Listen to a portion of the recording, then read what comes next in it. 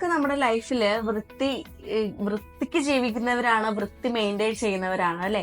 എന്നാലും നമ്മൾ ചെയ്യുന്ന കുറച്ച് കോമൺ ഹൈജീനിന്റെ ഭാഗമായിട്ട് ചെയ്യുന്ന കുറച്ച് കോമൺ മിസ്റ്റേക്കുകൾ ഉണ്ട്. അതിനെ കുറിച്ചിട്ടാണ് ഇന്നത്തെ video. Welcome to just out.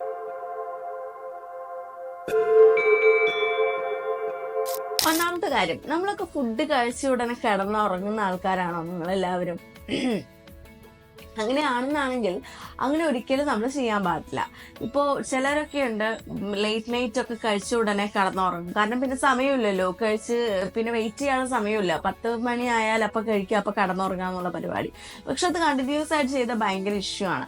നമ്മളെപ്പോഴും പറയാറുണ്ട്, ഡോക്ടേഴ്സൊക്കെ പറയും നമ്മളെപ്പോഴും ഡിന്നർ ഒരു 6 മണി to 7 മണി അതിൻ്റെ ഉള്ളിൽ തന്നെ കംപ്ലീറ്റ് ചെയ്യാനായിട്ട് നോക്കണം. അറ്റ്ലീസ്റ്റ് ഒരു 8 മണി വരെ എങ്കിലും അല്ലേ അതിനുള്ളിൽ കംപ്ലീറ്റ് ചെയ്യാനായിട്ട് നോക്കണം എന്നുള്ളത്. അതാണ് എപ്പോഴും ഹെൽത്തി ആയിട്ടുള്ള ഒരു കാര്യം. എന്തുകൊണ്ടാണ് അങ്ങനെ പറയുന്നത്? നമ്മൾ ഭക്ഷണം കഴിച്ച ഉടനെ ഒരിക്കലും കിടക്കാൻ പാടില്ല. ബിക്കോസ് ഈ ഫുഡ് നമ്മുടെ സ്റ്റൊമക്കിലേക്ക് എത്താനുള്ള ആ ഒരു സമയം നമ്മൾ എപ്പോഴും കൊടുക്കണം. അപ്പോൾ കഴിച്ച ഉടനെ കിടന്നു കഴിഞ്ഞാൽ ഈ ഫുഡ് ഒരിക്കലും നമ്മുടെ സ്റ്റൊമക്കിലേക്ക് എത്തില്ല. ഫുഡ് ട്യൂബിൽ തന്നെ അത് കെട്ടിക്കിടക്കത്തേ ചെയ്യത്തുള്ളൂ. അപ്പോൾ ഇത് ഡൈജഷനെ ബാധിക്കും. നമ്മുടെ ഈ കാലറീസ് ഒക്കെ ബേൺ ചെയ്യുന്നതിന് പകരം ഇതൊക്കെ ഫാറ്റായിട്ട് മാറാൻ തുടങ്ങും. നമുക്ക് കൊഴുപ്പ് അടങ്ങാൻ തുടങ്ങും നമ്മുടെ ശരീരത്തിൽ. അപ്പോൾ നമുക്ക് എന്താവും, ഈ ഉറങ്ങുന്ന സമയത്ത് നെഞ്ചുവേദന വരും, വയറുവേദന വരും, ഉറങ്ങാനുള്ളൊരു ബുദ്ധിമുട്ട് നമുക്ക് അനുഭവപ്പെടാനായിട്ട് തുടങ്ങും. അതുകൊണ്ടാണ് എപ്പോഴും പറയുന്നത്, ഉറങ്ങുന്നതിൻ്റെ ഒരു 2 മണിക്കൂർ മുൻപെങ്കിലും അല്ലെങ്കിൽ കിടക്കുന്നതിൻ്റെ ഒരു 2 മണിക്കൂർ മുൻപെങ്കിലും നമ്മൾ ഫുഡ് കഴിക്കാനായിട്ട് നോക്കണം. അപ്പോഴാണ് ആ ഡൈജഷൻ ഒന്ന് കറക്റ്റ് ആയിട്ട് വരത്തുള്ളൂ. അല്ലെങ്കിൽ ഈ ഫുഡ് കഴിച്ചു കഴിഞ്ഞാൽ നമ്മളൊന്ന് നടക്കാനായിട്ടെങ്കിലും നോക്കും, ഒരു വാക്കിങ്ങിന് പോവാം. അപ്പോൾ ഏകദേശം സെറ്റ് ആവും, നമ്മുടെ സ്റ്റൊമക്കും ഒക്കെ ഒന്ന് ഏകദേശം സെറ്റ് ആവും. അപ്പോൾ ഒരിക്കലും ഫുഡ് കഴിച്ച ഉടനെ കയറി കിടന്നുറങ്ങാൻ നിൽക്കരുത്. പിന്നെ നമ്മൾ ചെയ്യുന്ന ഒരു മിസ്റ്റേക്കാണ് നമ്മുടെ മേക്കപ്പ് സാധനങ്ങൾ, ബ്ലഷ് അല്ലെങ്കിൽ അതിനൊക്കെ യൂസ് ചെയ്യുന്ന ബ്രഷും കാര്യങ്ങളൊക്കെ, ഇതൊക്കെ നമ്മൾ ഷെയർ ചെയ്യാന്നുള്ളത്. നമ്മൾ ഷെയർ ചെയ്യുന്നതാണല്ലോ നമ്മുടെ കെയറിംഗ് എന്ന് പറയുന്നത് അല്ലേ. നമ്മൾ ഷെയർ ചെയ്യണം, ഹെൽപ്പ് ചെയ്യണം, അതൊക്കെ ശരിയാണ്. പക്ഷെ ഒരിക്കലും നമ്മുടെ മേക്കപ്പ് സാധനങ്ങൾ, നമ്മുടെ പേഴ്സണൽ കാര്യങ്ങൾ അല്ലെങ്കിൽ നമ്മുടെ ബോഡിയുമായിട്ട് നമ്മൾ എപ്പോഴും യൂസ് ചെയ്യുന്ന കാര്യങ്ങൾ ഒരിക്കലും നമ്മൾ വേറൊരാൾക്ക് കൊടുക്കരുത്. ബിക്കോസ് നമ്മുടെ സ്കിന്നിലാണെന്നുണ്ടെങ്കിലും കൺപീലികളാണെന്നുണ്ടെങ്കിലും പാരാസൈറ്റ്സ് ഒക്കെ ഉണ്ട്. ഇതൊക്കെ നമ്മൾ വേറൊരാൾക്ക് കൊടുത്തു കഴിഞ്ഞാലുള്ള പ്രശ്നം, ഇതൊക്കെ ഷെയർ ആയി പോകും. അയാൾക്കും പിന്നെ സ്കിൻ ഇഷ്യൂസും കാര്യങ്ങളൊക്കെ വരും. അത് അയാൾ യൂസ് ചെയ്ത് വീണ്ടും നമ്മൾ യൂസ് ചെയ്യാൻ നിന്ന് കഴിഞ്ഞിട്ടുണ്ടെങ്കിൽ നമ്മുടെ സ്കിന്നിൽ ഒത്തിരി ഇഷ്യൂസ് വരും, കുരുക്കൾ വരും, അല്ലെങ്കിൽ പാടുകൾ വരും, ചൊറിച്ചിൽ വരും. അങ്ങനെ കുറേ കാര്യങ്ങൾ സ്കിന്നുമായിട്ട് ബന്ധപ്പെട്ടുള്ള ഇഷ്യൂസ് ഒക്കെ നമുക്ക് വരാനായിട്ട് തുടങ്ങും. പിന്നെ ബോയ്സിന്റെ കാര്യം പറയുകയാണെന്നുണ്ടെങ്കിൽ ഈ റേസേഴ്സ് ഒന്നും നമ്മൾ വേറൊരാൾക്ക് കൊടുക്കാൻ നിൽക്കരുത്. നമ്മൾ ഈ ഹെയർ ഒക്കെ ട്രിം ചെയ്യുന്ന സമയത്തൊക്കെ നമ്മളെ സ്കിന്നു ചേർത്തിട്ടാണ് നമ്മൾ ചെയ്യുന്നത് അല്ലേ. അപ്പോൾ ഈ ഡെഡ് സെൽസും കാര്യങ്ങളൊക്കെ അല്ലെങ്കിൽ ഡെഡ് സ്കിന്നും കാര്യങ്ങളൊക്കെ ഈ റേസേഴ്സിൽ ഉണ്ടാവും. ഒത്തിരി ബാക്ടീരിയാസ് ഉണ്ടാവും. ഇതൊക്കെ നമ്മൾ വേറൊരാൾക്ക് കൊടുത്തു കഴിഞ്ഞാൽ അതൊക്കെ അയാൾക്കും ഷെയർ ആയിപ്പോയി, അല്ലെങ്കിൽ അയാൾ ഉപയോഗിച്ചു കഴിഞ്ഞാൽ അയാളുടെ നമ്മൾ മേടിച്ച് ഉപയോഗിച്ച് കഴിഞ്ഞാൽ നമുക്കും അത്തരത്തിലുള്ള പ്രശ്നങ്ങളും കാര്യങ്ങളൊക്കെ വരും. എയ്ഡ്സ് പോലുള്ള മാരകമായിട്ടുള്ള വലിയ വലിയ അസുഖങ്ങളൊക്കെ ഇതിലൂടെ വരുന്നുണ്ട്. അപ്പോൾ ഒരിക്കലും നമ്മുടെ സ്കിന്നുമായിട്ട് ബന്ധപ്പെട്ട് നമ്മൾ അധികം യൂസ് ചെയ്യുന്ന കാര്യങ്ങളൊന്നും നമ്മൾ ഒരിക്കലും വേറൊരാൾക്ക് ഉപയോഗിക്കാൻ കൊടുക്കരുത്, പാടില്ല. അയാൾ തന്നാലും നമ്മൾ മേടിക്കാൻ നിൽക്കണ്ട. ഓക്കെ. അതുപോലെ നമ്മൾ ഡെയിലി യൂസ് ചെയ്യുന്ന തിങ്സ്, ഇപ്പൊ നമ്മുടെ മൊബൈൽ ഫോൺ ആയിക്കോട്ടെ, റിമോട്ട് ആയിക്കോട്ടെ, അല്ലെങ്കിൽ വേറെ എന്തെങ്കിലും, ഇപ്പൊ നമ്മുടെ ബെഡ്ഷീറ്റ് കാര്യങ്ങൾ, ഇതൊക്കെയാണെന്നുണ്ടെങ്കിൽ നമ്മൾ ഇടയ്ക്കിടയ്ക്ക് ക്ലീൻ ചെയ്യേണ്ടത് അത്യാവശ്യമായിട്ടുള്ള ഒരു കാര്യമാണ്. നമ്മളൊരു ക്ലീൻ ചെയ്യണം.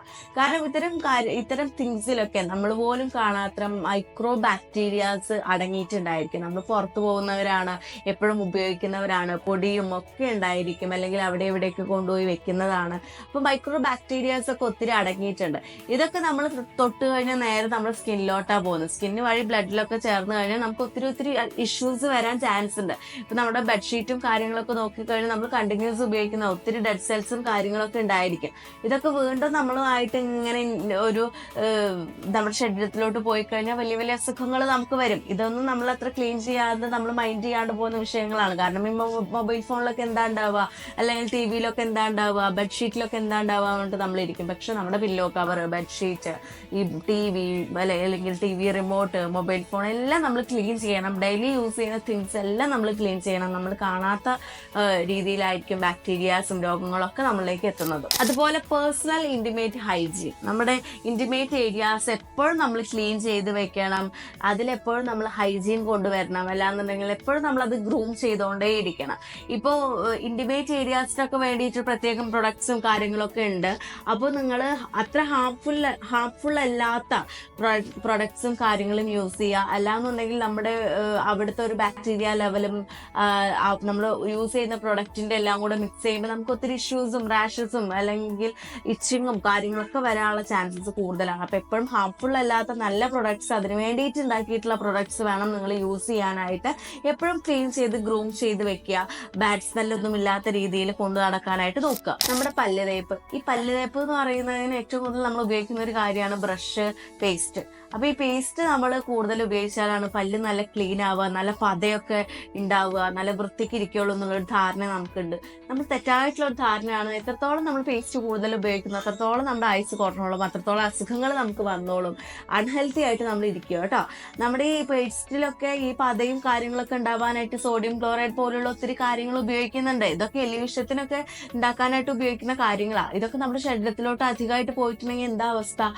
അതുകൊണ്ടാണ് നമുക്ക് അധികമായിട്ട് വെള്ളം ദാഹിക്കുന്നതും കുടിക്കാനായിട്ട് തോന്നുന്നതും അല്ലെങ്കിൽ ഇറിറ്റേഷൻ ഉണ്ടാവുന്നതും വായ എന്തൊക്കെയോ പോലെ ഫീൽ ചെയ്യുന്നതൊക്കെ ഇതൊക്കെ കൂടുതൽ ഉപയോഗിച്ചിട്ടാണ്. അപ്പോൾ ഒരിക്കലും അങ്ങനെയുള്ള പരിപാടിക്ക് നിൽക്കരുത്. എപ്പോഴും പേസ്റ്റ് ഉപയോഗിക്കുമ്പോൾ ഒരു പയറുമണിയുടെ അത്രത്തോളം നമ്മൾ എടുത്താൽ മതി, കൂടുതലായിട്ടൊന്നും നമ്മൾ എടുക്കണ്ട. അത് ഓട്ടോമാറ്റിക്കലി ക്ലീൻ ആക്കിക്കോളും. കുറച്ച് മതി, കൂടുതലായിട്ട് അവർ വലിയ ഓട്ടയൊക്കെ ഉണ്ടാക്കി വെച്ചിട്ടുണ്ടായിരിക്കും.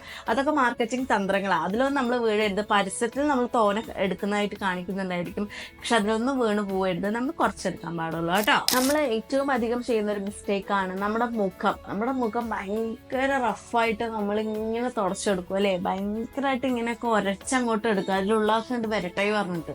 മേക്കപ്പ് ക്ലീൻ ചെയ്യുന്ന സമയത്തായിക്കോട്ടെ, അല്ലെങ്കിൽ പൊടി പോയിട്ട് തിരിച്ചു വരുന്ന സമയത്തായിക്കോട്ടെ, ഒന്ന് വാഷ് ചെയ്യുന്ന സമയത്തായിക്കോട്ടെ, ഇതിന്റെ സാധനങ്ങളൊക്കെ കൊണ്ട് വന്നിട്ടേ കണ്ടേ നല്ല ക്ലീൻ ആവാൻ വേണ്ടിയിട്ട് നമ്മൾ നല്ലോണം റഫായിട്ട് തുടച്ചെടുക്കും.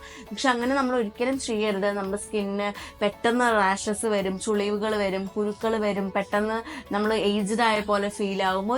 ഒട്ടും വൃത്തിയില്ലാത്ത ഒരു രീതിക്ക് കുരുക്കളൊക്കെ വന്നിട്ട് ഒരുമാതിരി പോലെ ഇരിക്കും നമ്മുടെ സ്കിന്ന്. എപ്പോഴും സോഫ്റ്റ് ആയിട്ട് സ്മൂത്ത് ആയിട്ട് നമ്മുടെ സ്കിൻ ഇരിക്കണമെങ്കിൽ അതുപോലെ നമ്മൾ സോഫ്റ്റ് ആയിട്ട് സ്മൂത്ത് ആയിട്ടും നമ്മൾ കെയർ ചെയ്യണം, നല്ല രീതിക്ക് പരിപാലിക്കണം. അപ്പോഴാണ് സ്കിന്നും അതുപോലെ ഇരിക്കത്തുള്ളൂ. അതുപോലെ തന്നെ ചെവിയൊക്കെ ക്ലീൻ ചെയ്യാൻ വേണ്ടിയിട്ട് ഇയർബഡ്സും കോട്ടണും ഒക്കെ നമ്മൾ യൂസ് ചെയ്യുന്നുണ്ട്. പക്ഷെ ഒരിക്കലും ഈ ഇയർബഡ്സ് ഒന്നും യൂസ് ചെയ്യുന്നതിലൂടെ ചെപ്പി അല്ലാന്നുണ്ടെങ്കിൽ ഈ വേസ്റ്റ് കംപ്ലീറ്റ് നമുക്ക് കിട്ടത്തൊന്നുമില്ല. നമ്മൾ വിചാരിക്കും വരുന്നുണ്ട് എന്നുള്ളത്, പക്ഷെ കിട്ടില്ല. ഇത് കൂടുതൽ ഉള്ളിലോട്ട് പോവുക ചെയ്യുക. അപ്പൊ എപ്പോഴും പുറം മാത്രം ബഡ്സ് ഉപയോഗിച്ച് ക്ലീൻ ചെയ്യുക. ഉള്ളൊക്കെ ക്ലീൻ ചെയ്യണമെന്നുണ്ടെങ്കിൽ നിങ്ങളൊരു ഡോക്ടറെ അടുത്ത് പോവുക. അപ്പോൾ മന്ത്ലി ഒക്കെ വൺസ് ഒക്കെ ആയിരിക്കും മേ ബി ക്ലീൻ ചെയ്യുന്നുണ്ടാവുക. അങ്ങനെയൊക്കെയാണെന്നുണ്ടെങ്കിൽ നിങ്ങൾ ഡോക്ടറൊക്കെ കൺസിഡർ ചെയ്തിട്ട് ക്ലീൻ ചെയ്യിപ്പിക്കാനായിട്ട് നോക്കുക. ഒരിക്കലും നിങ്ങൾ തന്നെ ഇഷ്ടത്തിന് ഓരോന്നിട്ടിട്ട് ചെവിയിലിട്ട് തിരിക്കാൻ പാടില്ല, പെട്ടെന്ന് കംപ്ലൈന്റ് ആയിപ്പോവും. ഈ കാര്യങ്ങളൊക്കെ ഒന്ന് ഫോളോ ചെയ്യുക. ഇനിയെങ്കിലും നമ്മൾ ഹെൽത്തി ആയിട്ട് ഇരിക്കാനായിട്ട് നോക്കുക. നമ്മൾ മനഃപൂർവ്വം ഓരോ അസുഖങ്ങൾ വരുത്തി വെക്കേണ്ട.